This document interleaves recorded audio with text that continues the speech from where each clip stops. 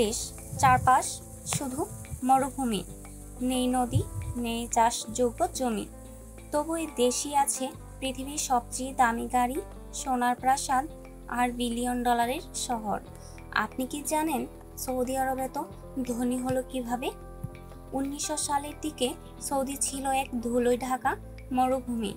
এখানকার মানুষ মূলত বেদুইন, গরিব, পানি পর্যন্ত কিনে খেতে হতো। রাজতন্ত্র চালু থাকলেও সেই সময় দেশটা ছিল খুবই দরিদ্র। কিন্তু 1938 সালে ঘটে এক বিস্ফোরক ঘটনা। সৌদির মরুভূমির নিচে মিলল কালো সোনা, তেল। এই এক আবিষ্কারই সৌদি আরবের ভাগ্যই বদলে দেয়। আমেরিকান কোম্পানি আরামকো এসে শুরু করে বিশাল তেল উত্তোলন, এবং আজ সেটাই বিশ্বের সবচেয়ে বড় তেল কোম্পানি। মাত্র কয়েক দশকে সৌদি হয়ে ওঠে $1 বিলিয়ন রাজত্ব। রাজপরিবার হাতে পেল অগাধ সম্পদ। তারা শুরু করলো সোনার টয়লেট, প্রাইভেট জেট, এমনকি ওটের জন্য আলাদা এয়ার কন্ডিশন স্টেবল। কিন্তু শুধু তেল নয়, সৌদি আরবের ধনীর আরেক রহস্য ইসলাম। মক্কা ও মদিনা, এই দুই পবিত্র শহর প্রতি বছর কোটি কোটি মুসলিমকে টানে হজ ও ওমরা পালনের জন্য। এই ধর্মীয় ট্যুরিজম থেকে আসে বিলিয়ন ডলার ইনকাম।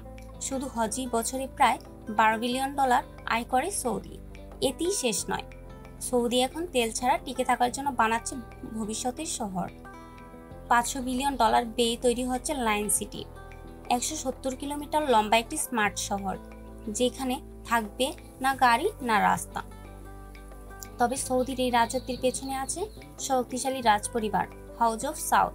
তারা শুধু অর্থেই না, নিয়ন্ত্রণ করে মিডিয়া, ইসলামিক প্রতিষ্ঠান, এমনকি আন্তর্জাতিক রাজনীতি পর্যন্ত। তেল রপ্তানির মাধ্যমে তারা যে কোনো দেশের উপর প্রভাব ফেলতে পারে, এমনকি আমেরিকার মতো শক্তিধর দেশকেও। তাহলে বলুন, সৌদি কি শুধু তেলের কারণে ধনী, নাকি এক হিসেব করা খেলা, যেখানে ধর্ম, রাজনীতি, ইতিহাস আর ভয় সব মিলিয়ে তৈরি হয়েছে এক সোনার খাঁচা? একটা দেশ যেটা মরুভূমির বুকে, অথচ ধন সম্পদে ছড়ায় সারা পৃথিবী জুড়ে। সৌদি আরব কেবল একটা দেশ না, এটা একটা শক্তি, একটা রহস্য। ভিডিওটি ভালো লাগলে লাইক দিন, সৌদি নিয়ে আপনার মতামত দিন কমেন্টে।